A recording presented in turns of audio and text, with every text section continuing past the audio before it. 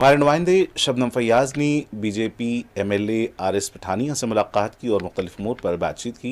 आइए देखते हैं मज़ीद तफसीलात। हमारे साथ है बीजेपी के वरिष्ठ नेता, और अगर बात की जाए MLA RS पठानिया साहब, आज भी हमने असेंबली में देखा बहुत सारी बातों पे, चाहे वो टूरिज्म हो, चाहे वो RDD डिपार्टमेंट के या हेल्थ डिपार्टमेंट के, जो उस हवाले से जो मसाइल हैं मुख्तलिफ मेंबरान ने उठाए और मिनिस्टर से जवाब दिए, लेकिन कुछ मुतमईन, कुछ गैर मुतमईन। तो क्या कहना चाहेंगे सरकार की इस कारकर्दगी?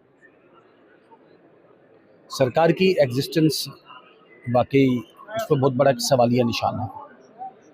सरकार ज़मीनी सतह पे दिखाई नहीं दे रही। सरकार कहानियाँ सुना रही है, लोरियाँ सुना रही है। सरकार सिर्फ अपने मैनिफेस्टो में दी हुई कोई भी बात सरकार पूरी करेगी नहीं।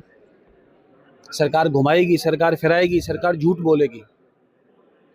आज सरकार का एक्सपोजर आपने खुद ही देखा, बहुत बड़ा एक्सपोजर। रूलिंग पार्टी के MLAs ने भी कहा कि स्पोर्ट्स का पैसा जो वितरित हुआ उसमें बाकी बहुत बड़ी धांधली हुई है, कोई पैरामीटर नहीं है। सरकार के MLAs ने आज एहतजाज जताया कि गैलरी खाली है। ये तीसरी बार स्पीकर महोदय ने कहा किसी भी कमिटमेंट को पूरा नहीं कर पा रहे।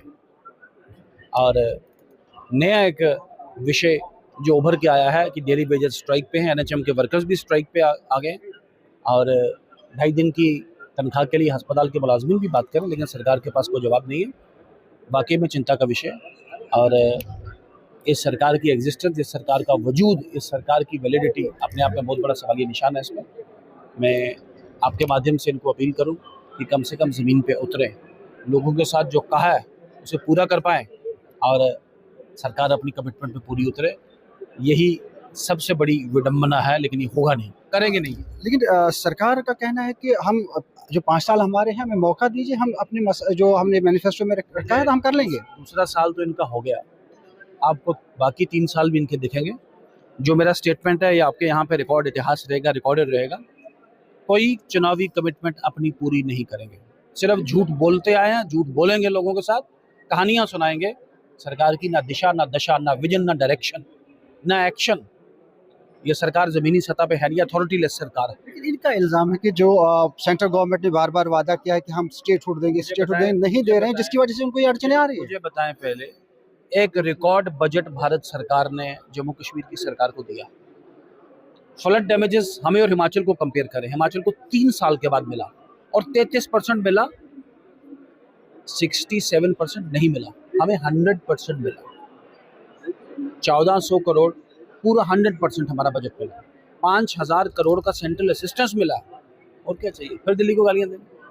तो आज आप एक पेज पे उस वक्त नजर आए जब मेंबरान असेंबली की सैलरी की बात है, या उनको अभी उसको सैलरी को बढ़ाने की बात। बिल्कुल, आपने बात की कि सैलरी नहीं है। मेरी बात सुन, मैंने नहीं कहा, मैंने कहा कि नोबडी कैन बी ए जज of his own cause. MLA साहबान खुद अपनी तनख्वाह बढ़ाएं, ये बात ठीक नहीं है। That's not. मैं सोमनाथ चटर्जी पे ले गया और पार्लियामेंट के मॉडल पे ले गया। पार्लियामेंट ने जब अडॉप्ट किया कि डीएनएस अलाउंस के मुताबिक, WPI के मुताबिक खुद बढ़ती है, आप यहाँ क्यों विषय बनाते हैं? अभी तक बढ़ी नहीं।